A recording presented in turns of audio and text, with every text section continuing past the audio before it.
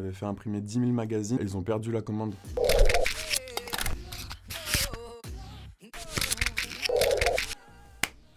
La publicité est morte. 3,4 milliards de joueurs dans le monde. Pourtant, la communication continue de se lire, de se regarder. L'avenir de la publicité, c'est le jeu. À Muni, on conçoit des supports ludiques promotionnels pour les entreprises, pour créer plus d'interactions et pour mieux transmettre l'information. Je pense qu'on avait tous des motivations personnelles un peu différentes avant de se rencontrer. On s'est rencontrés en master avec Guénolé. C'est un peu cette rencontre et cet écosystème entrepreneurial qui a fait que nos ambitions de lancer un projet, elles se sont croisées.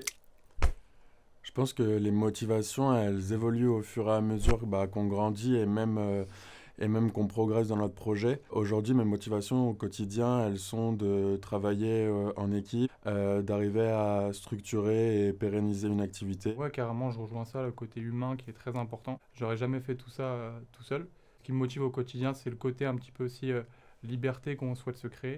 Être entrepreneur, en vrai, c'est un peu bateau, moi je trouve, comme concept.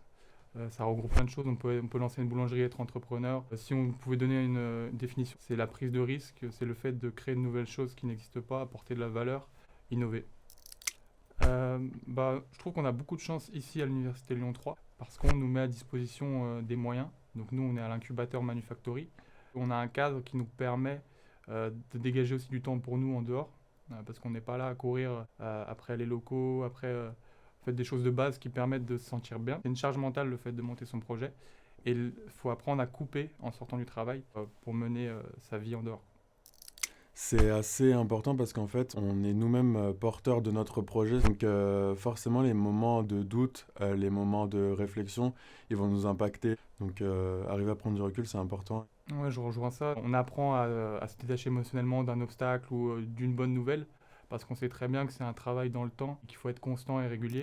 L'incubation à Manufactory, elle nous a apporté un vrai esprit de promotion, c'est-à-dire qu'on est du coup incubé avec une dizaine d'autres projets. On se retrouve sur des problématiques, on peut vraiment s'entraider. Il faut être honnête aussi, l'incubateur Manufactory, c'est une chance d'avoir des locaux à disposition qui soient proches de l'université, qui sont accessibles sur une plage horaire qui est grande et pour finir, un accompagnement avec des personnes qualifiées dans certains secteurs.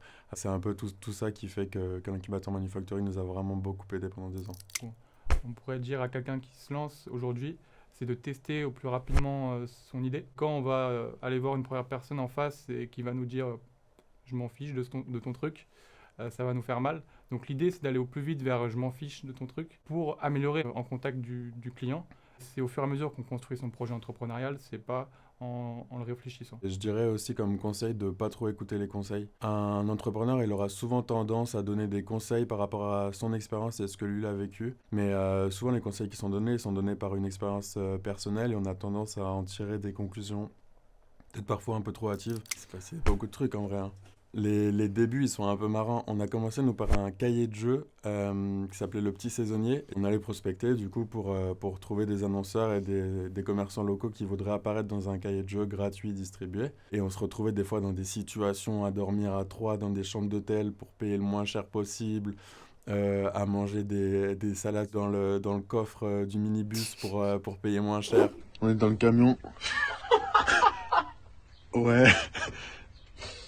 Ça mange au bord des camions. Vraiment des trucs. L'idée c'était vraiment d'économiser le plus d'argent possible, d'aller au plus efficace. On avait fait imprimer 10 000 magazines.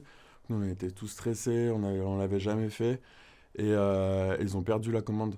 Mais genre, c'est pas tu perds la commande de ton iPhone, genre t'as perdu une palette de 10 000 magazines. C'est sûr, il nous est arrivé des trucs plus marrants que ça.